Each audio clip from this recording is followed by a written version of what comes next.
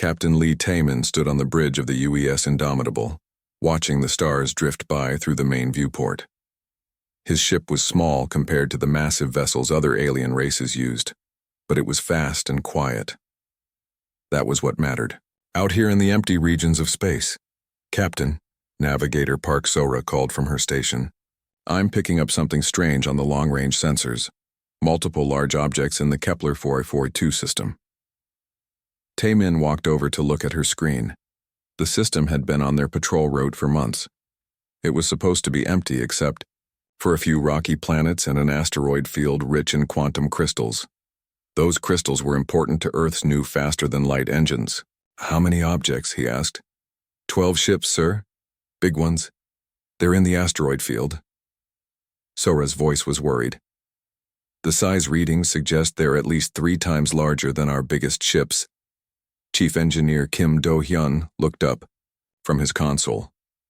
Captain, if those are mining ships, they could strip that entire field clean in a week. Those crystals took our survey teams months to locate. Communications Officer Choi Mina turned in her chair. Should I try to contact them, sir? Taemin thought for a moment. The asteroid field was in what most aliens considered unclaimed space.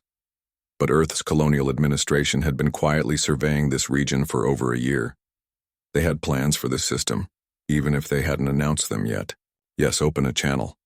Let's see who decided to set up shop in our backyard. The main screen flickered and showed the bridge of an alien ship.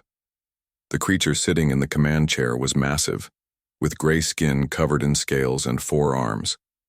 Its eyes were small and mean-looking. I am Admiral Grixtel of the Vorthak Empire, the alien said in a deep voice. You are in Imperial space, humans. Leave immediately. Taemin stepped forward. I'm Captain Lee Taemin of the United Earth ship Indomitable. This system is under Earth's protection. You're mining in territory that belongs to humanity.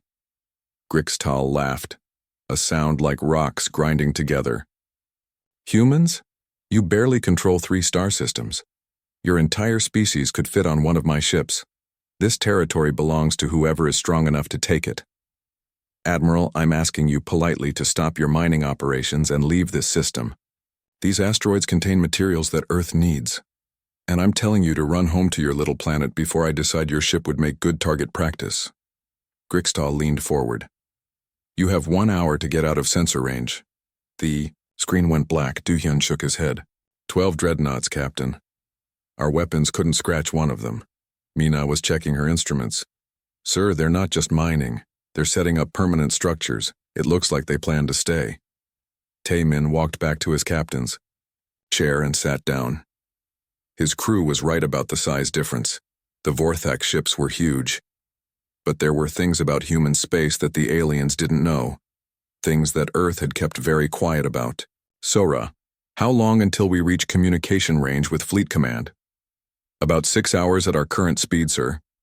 Mina, send a priority message to Admiral Lee Dong-wook at Terra Station.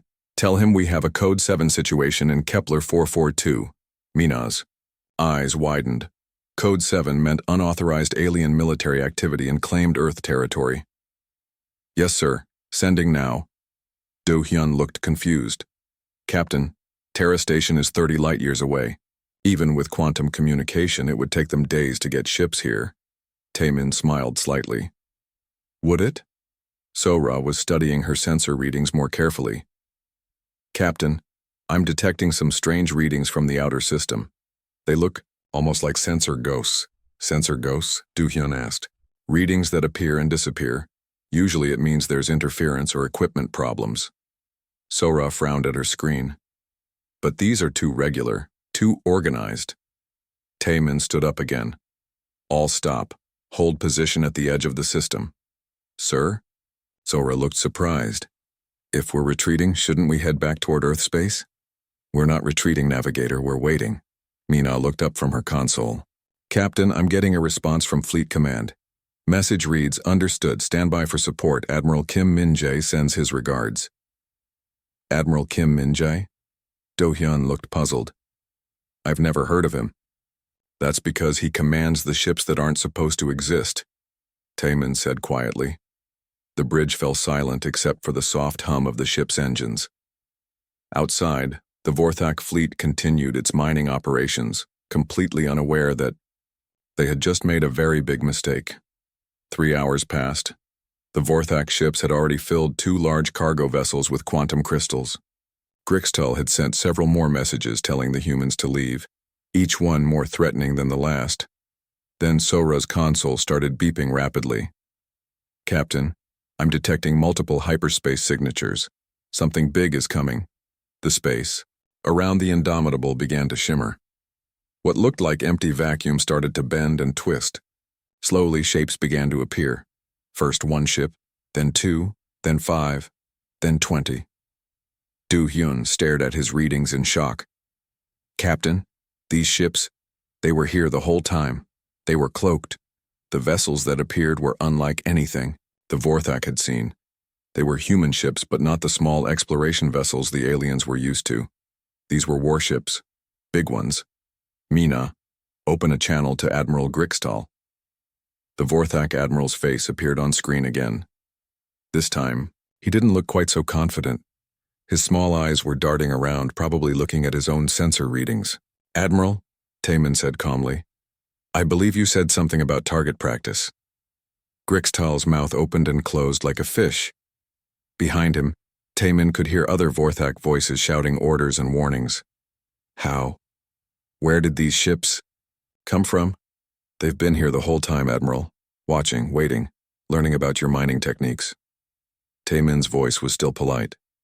"Now, I'm going to ask you one more time. Please leave our territory." The Vorthak Admiral looked at his screens, then back at Taemin. "This is impossible. Our intelligence said humans only had patrol ships in this region." "Your intelligence was wrong about a lot of things." Taemin smiled. "You have 12 hours to pack up your equipment and leave. After that, we might not be so polite." Grixtal cut the transmission. Du-hyun was still staring at the fleet that had appeared around them. "Captain, how long have these ships been here?"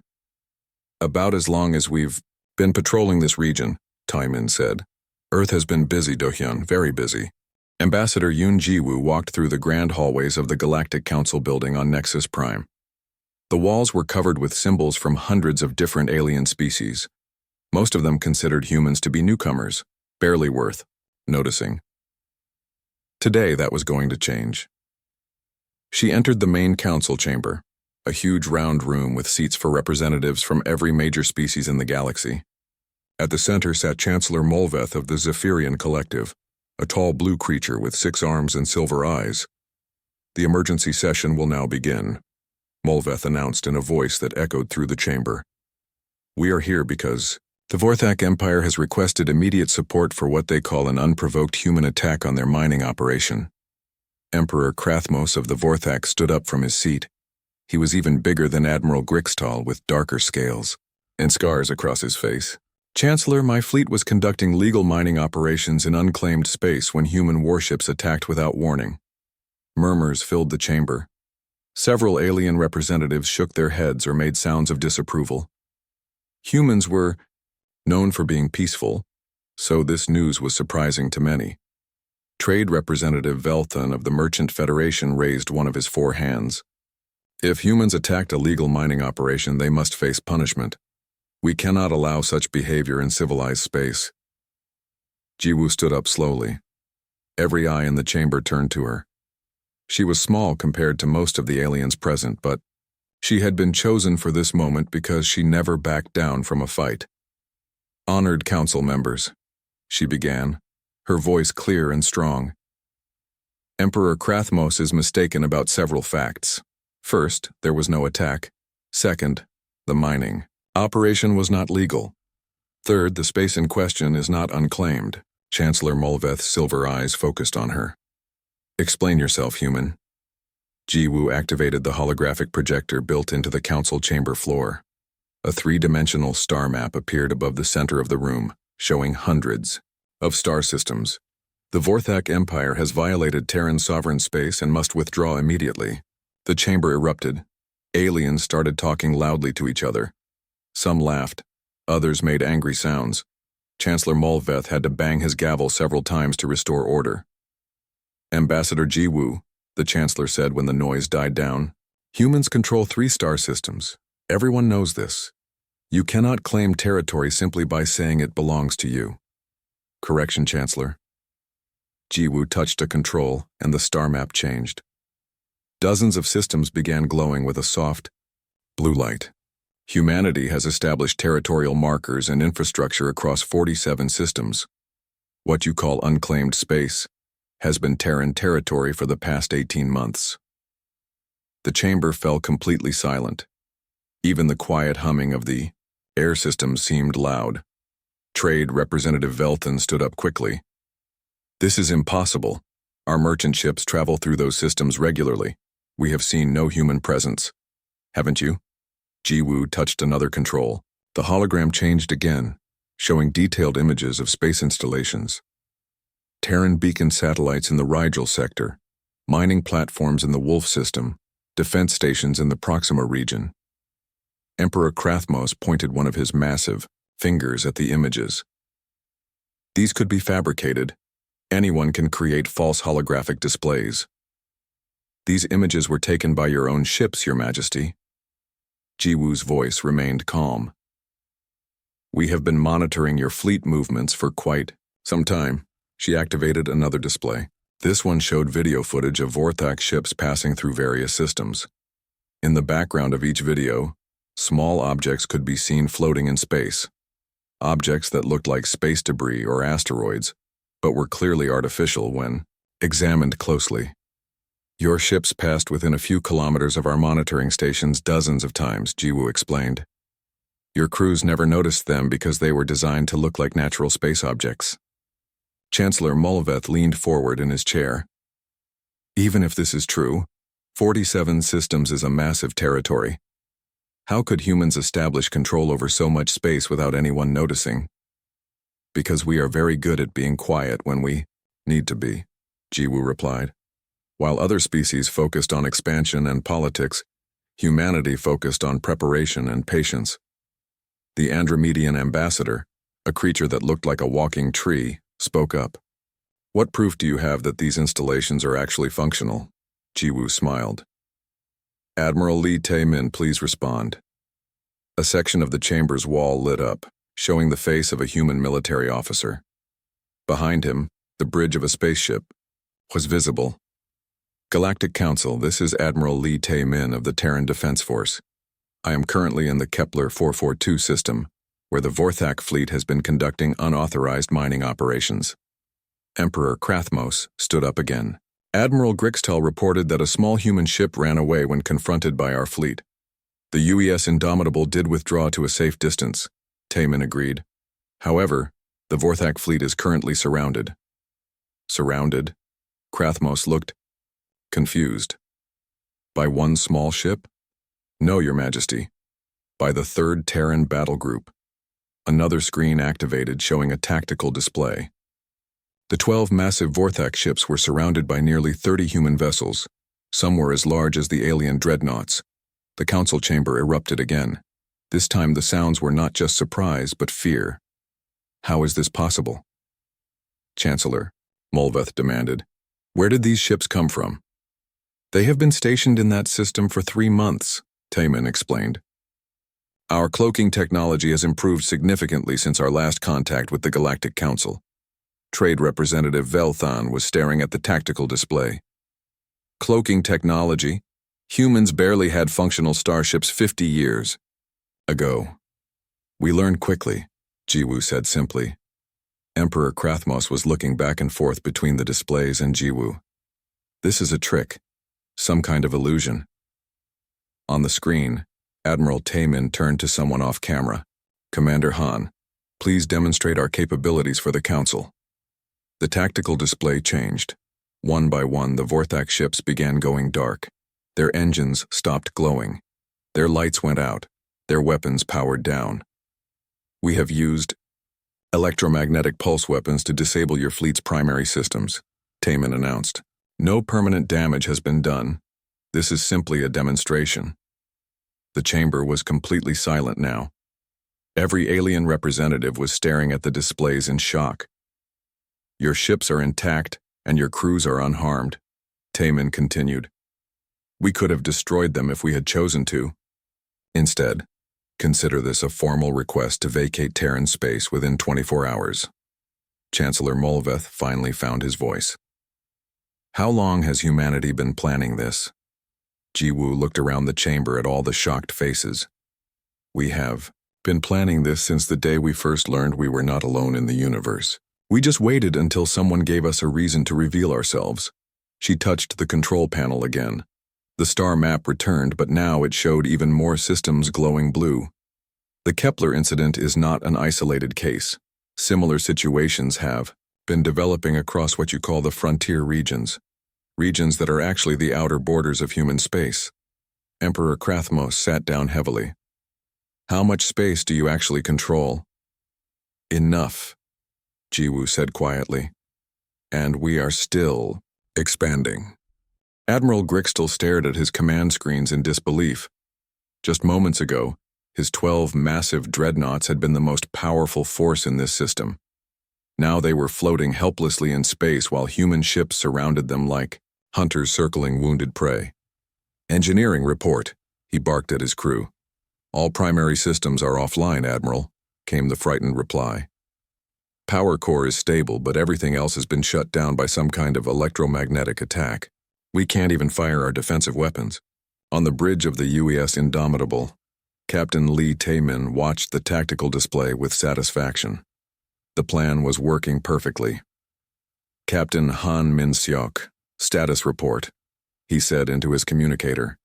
The face of another human officer appeared on his screen. Behind Han, the bridge of a much larger ship was visible. The Soul's Vengeance was one of Earth's newest dreadnoughts, built in secret over the past 5 years. All Vorthak vessels are neutralized, Admiral, Han reported. Commander Jung Hye-jin's stealth squadron is maintaining position around their fleet. They can't move without us knowing about it immediately. Taemin nodded. Jung's ships were invisible to most alien sensors, using technology that Earth had developed by studying captured alien equipment and improving on it. The humans had taken what other species considered advanced technology and made it even better. On Nexus Prime, the Galactic Council was watching everything through the ship's communication link. The alien representatives looked like they had seen a ghost. Admiral Taemin, came Ambassador Jiwoo's voice from the council chamber. Please explain to the council how this was accomplished. Of course, Ambassador. Taemin turned to face the communication screen. Council members, what you are seeing is the result of several years of preparation. While the galaxy believed humans were limited to small exploration vessels, Earth has been building a real military force. Chancellor Molveth's voice came through the speaker. But our intelligence reports indicated that humans had no significant military presence in the outer regions. Chief Scientist Oh Sung-hwan appeared on another screen. He was calling from a research station hidden inside what looked like a normal asteroid. Chancellor, your intelligence was seeing exactly what we wanted you to see. Our quantum phase generators can bend light around entire fleets, making them invisible to most sensors. Trade Representative Velthan sounded confused. Quantum phase generators? We have never heard of such technology. Because we invented it, Oh replied simply. We studied the cloaking devices used by various alien species and found ways to improve them. Human engineering tends to focus on making things work better, not just making them work. On the tactical display, more human ships began appearing. They had been hiding throughout the system, disguised as asteroids, derelict ships, or simply invisible. Within minutes, the Vorthak fleet found itself outnumbered 3-1. Admiral Grixtal finally managed to get his communication system working. This is impossible. Our ships are the most advanced in the galaxy, Commander Jung Hye-jin's voice came from one of the stealth destroyers. Your ships are very impressive, Admiral, but impressive and smart are not the same thing. She activated a display showing the inside of one of the Vorthak ships. The alien crew was running around frantically, trying to restart their systems. How are you seeing inside our ships? Grixtal demanded. Engineer Lim Ji-ho answered from the Soul's Vengeance. We placed monitoring devices on your hulls while you were focused on mining operations. Your crews never noticed our maintenance drones because they look exactly like the cleaning robots you use on your own ships. The Galactic Council was getting more shocked by the minute. These humans were not the simple, peaceful species they had thought they were dealing with. "You have been spying on us?" Emperor Krathmos's voice was filled with anger. "We have been protecting ourselves," Taemin corrected. "When you are outnumbered by millions to one, you learn to be very careful about who you trust." Captain Ko Yunbi appeared on another communication screen. She was aboard a ship that looked completely different from the others, older and more worn. "Council members," she said, "I command a merchant vessel that has been traveling through your space for the past 3 years. During that time, I have visited over 200 alien ports and stations." "A merchant ship?" Velthan sounded interested. "We have trade records with several human merchants." "Yes, you do. And every time we docked at one of your stations, we learned something new. How your sensors work, what your ships can and cannot do, where your important facilities are located." Ko smiled. "Humans are very good at listening and remembering." The tactical display changed again, showing ship movements throughout the galaxy over the past several years. Hundreds of small dots representing human merchant ships could be seen traveling between alien worlds. "These are your trade routes," Intelligence Director Seo Min-ho explained. He was speaking from a location that looked like a military command center. "We have been mapping your entire civilization for years." Xenobiologist Bayek Jae-won added, "We also learned how to make our ships look like yours when necessary." Several of those merchant vessels were actually intelligence-gathering platforms. The aliens in the council chamber were starting to understand just how thoroughly they had been outmaneuvered. Commander Ryu Tai-ho appeared on yet another screen. "Every major military installation in Vorthak space has been photographed. Every trade route has been mapped. Every diplomatic communication has been intercepted and decoded." "You have been spying on all of us?" Chancellor Mulveth asked quietly. "We prefer to think of it as being prepared," Strategic Advisor Nam So-young replied. "When you are a small species surrounded by much larger ones, you survive by being smarter, not stronger." Back in the Kepler system, Admiral Grixtal was finally beginning to understand what had happened. "You planned this from the beginning. The mining operation was a trap." "Not a trap," Taemin corrected. "An opportunity. We knew that sooner or later someone would try to take something that belonged to humanity. We just had to wait for the right moment to respond." The display showed human installations throughout the galaxy beginning to activate. What had looked like space debris or natural objects started revealing themselves as monitoring stations, supply depots, and defensive platforms. "Council members," Ambassador Ji-woo's voice came from Nexus Prime. "Humanity does not seek conflict with any species. But we will not allow our territory or our people to be threatened." Admiral An Dong-hyuk appeared on the largest communication screen. Behind him, the bridge of an enormous ship was visible. The Terra's resolve was bigger than anything the aliens had ever seen. "I am currently in orbit around the Vorthak homeworld," he announced calmly. The silence that followed was deafening. "That is impossible," Emperor Krathmos finally said. "Our home system has the strongest defenses in the galaxy." "Your defenses are very impressive," Dong-hyuk agreed. "We have been studying them for quite some time. Your 3 moons now have human observation posts on them." The display showed images of the Vorthak homeworld. On each of its 3 moons, small structures were visible that definitely had not been there before. "We have not been watching just this system," Dong-hyuk continued. "We have been watching all of them. Every major world in the galaxy has been under human observation for at least 2 years." Admiral Grixtal's voice was very quiet when he spoke. "Again, what do you want from us?" "We want you to leave our territory," Taemin replied simply. "Pack up your mining equipment and go home. Do not come back without permission." "And if we refuse?" "Then you will learn why humans survived long enough to reach the stars," Taemin said. "We are very good at solving problems." The Galactic Council chamber had never been so quiet. Every alien representative sat in stunned silence as they tried to understand what they had just learned. Humans were not the simple, peaceful species they had thought. They were something much more dangerous. They were smart, patient, and they had been planning for a very long time. Chancellor Molveth finally spoke. Ambassador Jiwoo, we need to understand the full scope of human activities. How long have you been observing us? Before Jiwoo could answer, another human appeared on the communication screens. Intelligence Director Seo Min-ho looked like a grandfather with gray hair and kind eyes, but his words sent chills through every alien in the chamber.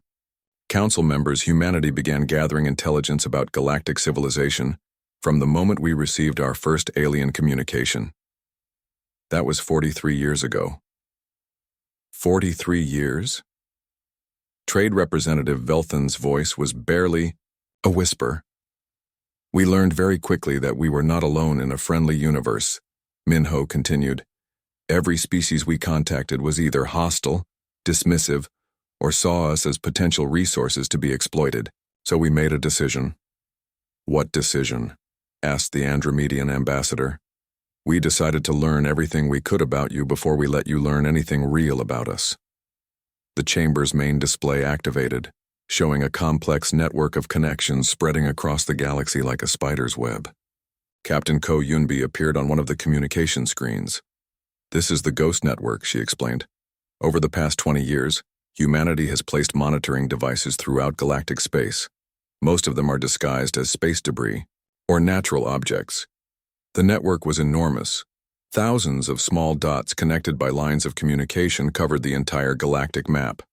Every major trade route, every important star system, every military installation was being watched. How is this possible? Chancellor Molveth asked. Our security systems would have detected any unauthorized devices. Xenobiologist Beck J. Wan smiled. Only if they were built with alien technology. We developed our own systems specifically to avoid detection by your sensors. We studied every piece of alien technology we could get our hands on. Chief Scientist Oh Sung-hwan added. Every crashed ship, every piece of equipment left behind, every technical manual we could buy or steal. Then we figured out how to make things that your systems would ignore. The display changed to show examples of human monitoring devices. They looked exactly like common space debris. Bits of metal, broken asteroid fragments, defunct satellites from old civilizations. Nothing that would attract attention. Each device can monitor communications, track ship movements, and record everything that happens in its area, Min-ho explained. They transmit data through quantum channels that most alien races cannot even detect. Emperor Krathmos stood up, his massive form shaking with anger. You have been spying on every civilization in the galaxy. We have been protecting ourselves, Ambassador Jiwoo replied calmly. When you are outnumbered by billions to one, you survive by knowing what your neighbors are planning. Strategic Advisor Nam So-young appeared on another screen. Behind her, walls covered with charts and data displays were visible. Every major alien species has been completely mapped, she announced. We know your military capabilities, your economic weaknesses, your political structures, and your expansion plans. This is a violation of galactic law, Trade Representative Velthan protested. What galactic law? Commander Ryu Taiho asked. Humans were never invited to join the Galactic Council. We were never included in your laws or treaties. You treated us like children who should be grateful for any attention you gave us. The truth of his words hit the alien representatives hard. They had dismissed humanity as too primitive to be worth including in galactic civilization. We tried to make contact peacefully, Jiwoo said. We offered trade, cultural exchange, scientific cooperation. Most of you either ignored us or tried to cheat us. A few species even suggested that humanity would make good slaves. That was different species, Chancellor Molveth protested. The Council never approved such ideas. The Council never stopped them either, Jiwoo replied. So, we decided to take care of ourselves. Admiral Lee Dong-wook appeared on the largest communication screen. He was clearly speaking from a massive military command center, with hundreds of officers working at stations behind him. Council members, I command the Terran Defense Force. We have been preparing for this day since the moment humanity realized we were alone in a hostile galaxy. How many ships do you have? The Andromedian ambassador asked quietly. Enough, Dong-wook replied simply. Captain Shin Woo-jin appeared on another screen. Our merchant fleet consists of over 3,000 vessels. Most of them have been traveling through your space for years, gathering information and establishing supply lines. Supply lines for what? Chancellor Molveth asked, though he probably already knew the answer. For this, Dr. Lee Hyo-min said as she appeared on screen. Behind her, through what was obviously a space station window, dozens of large ships could be seen under construction. We have been building a real military force while you thought we were still struggling to reach nearby star systems, she explained. Every mineral we mined, every technology we developed, every alliance we made was part of the plan. The aliens were beginning to understand that they had completely misjudged humanity. These were not primitive newcomers to galactic civilization. They were a species that had been planning and preparing for decades. How many systems do you actually control? Trade Representative Velthan asked. Minister Lee paused for a moment. We have active colonies in 67 star systems. We have industrial facilities in another 48 systems. We have defensive positions in... Well, that would be telling, but our intelligence reports, Emperor Krathmos began. Your intelligence reports told you what we wanted them to tell you, Intelligence Director Minho interrupted. We have been feeding false information to your spy networks for years. Every time one of your intelligence operatives tried to gather information about humanity, they found exactly what we wanted them to find, Commander Ryu added. Small colonies, limited technology, no military threat. Captain Park Ye-jin appeared on screen from what was obviously a military vessel. Meanwhile, our real operations were completely invisible to your detection methods. The scope of the deception was staggering. For decades, humanity had been playing a game that the aliens never realized they were part of. Why reveal yourselves now? Chancellor Molveth asked. Because someone finally crossed a line we could not ignore. Admiral Taemin's voice came from the Kepler system. The Vorthak Empire tried to steal resources from territory we had legitimately claimed. We gave them chances to leave peacefully. They chose to threaten us instead. So we decided it was time to stop pretending to be weak, Ambassador Jiwoo said. The chamber fell silent again as the aliens tried to process what they had learned. Humanity had outmaneuvered every major species in the galaxy without anyone realizing it was happening. What happens now? The Andromedian ambassador finally asked. Jiwoo looked around the chamber at all the shocked faces. Now we find out whether the galaxy is ready to treat humanity as an equal, or whether we need to continue protecting ourselves. And if we choose not to accept your claims? Emperor Krathmos asked. Admiral Dongwook's image filled the main screen. Behind him, tactical displays showed human military forces positioned throughout the galaxy. Then you will discover that humans are much better at war than we are at diplomacy, he said quietly. We really hope it does not come to that. 6 months had passed since the day everything changed. The Galactic Council chamber looked different now. A new section had been added with a prominent seat marked Terran Federation. Ambassador Yoon Jiwoo sat there, no longer a visitor asking for permission to speak, but a full member of the governing body that decided the future of galactic civilization. The changes had not been easy. Some species had tried to resist, claiming that humanity had cheated or lied their way to power. Others had been terrified, wondering what other secrets the humans were hiding. A few had even attempted to form military alliances against Earth. Those attempts had ended quickly when human intelligence networks revealed the secret meetings before they even finished. It was hard to plan against an enemy who had been listening to your private conversations for 20 years. Chancellor Molveth called the session to order. The tall blue alien looked older now, more tired.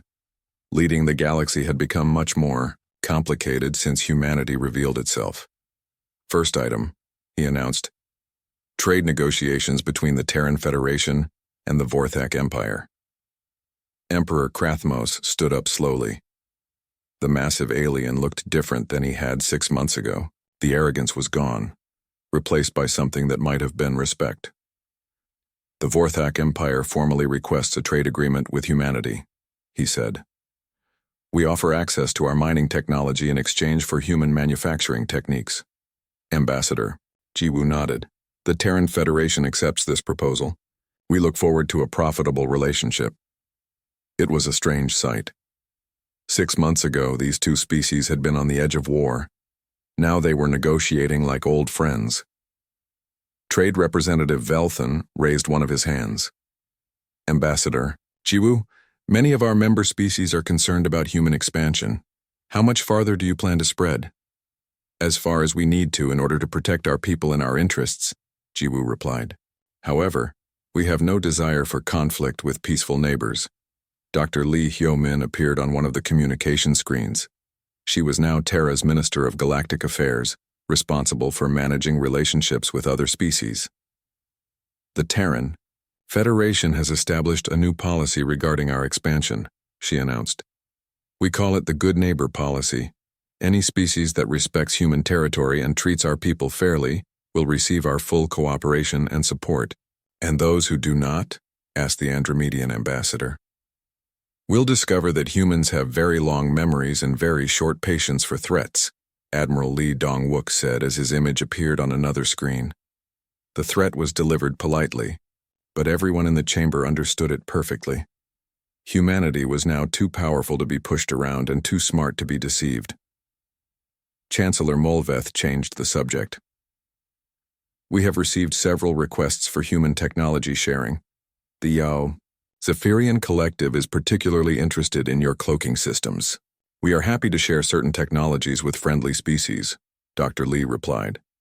However, some of our advances will remain exclusive to human use. Such as? Velthan asked. Our quantum communication networks, our advanced sensor systems, and our military technologies, Admiral Dong-wook answered. We will share knowledge that helps build peace and prosperity. We will not share knowledge that could be used against us. It was a reasonable position, but it reminded everyone that humanity was still being careful. They had revealed themselves, but they had not revealed everything. Captain Shin Woo-jin appeared on screen from one of the human merchant vessels. However, we are eager to expand trade relationships. Human colonies are always looking for new products and technologies that can improve life for our people. The economic implications were enormous.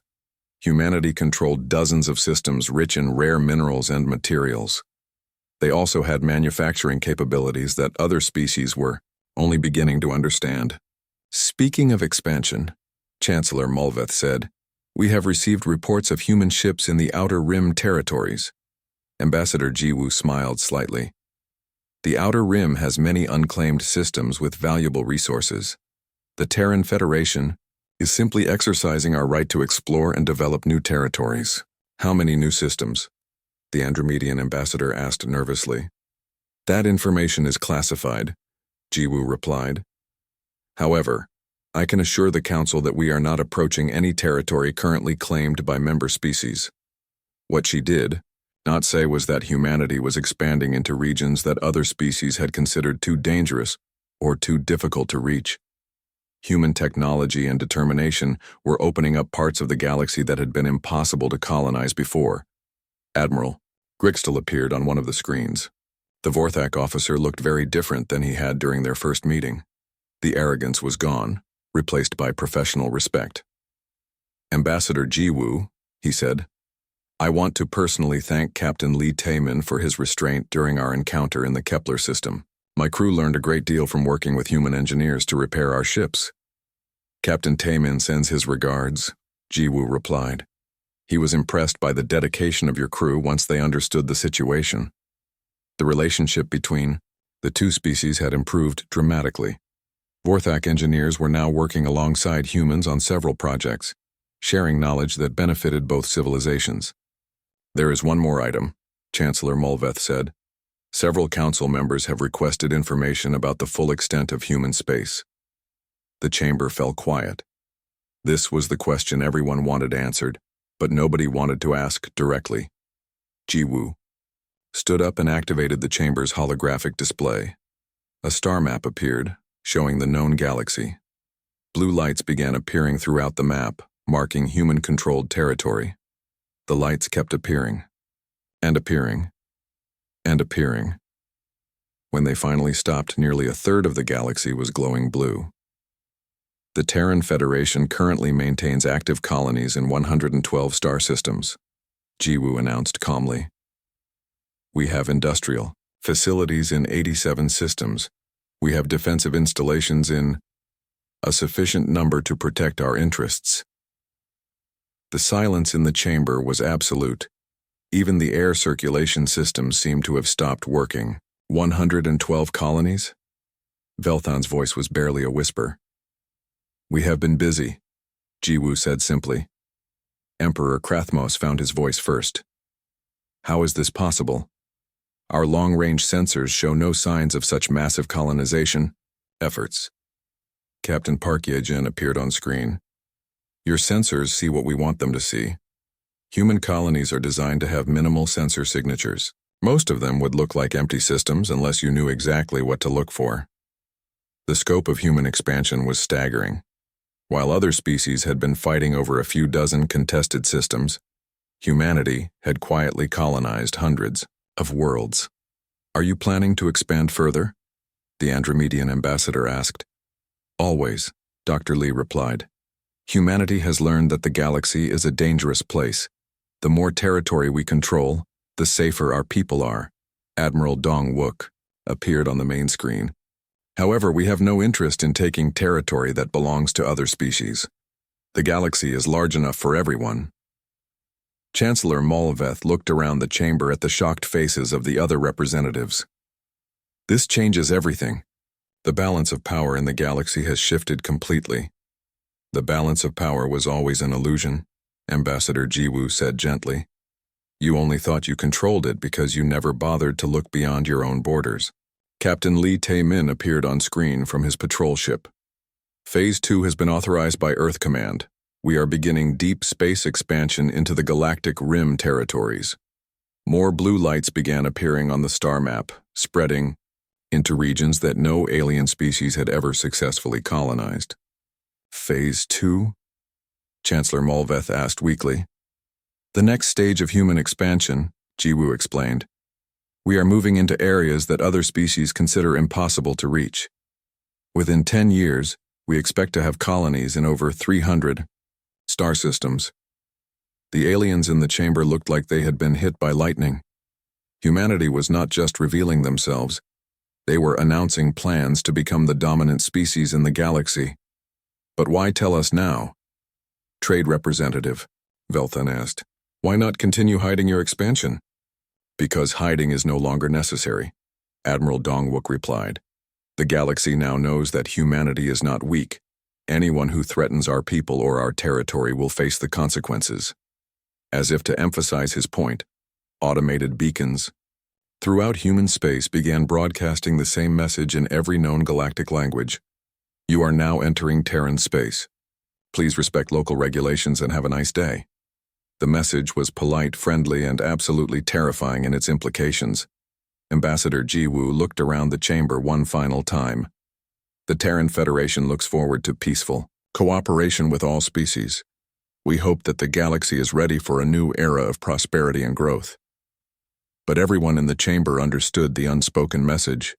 The galaxy belonged to humanity now. They just had not realized it yet.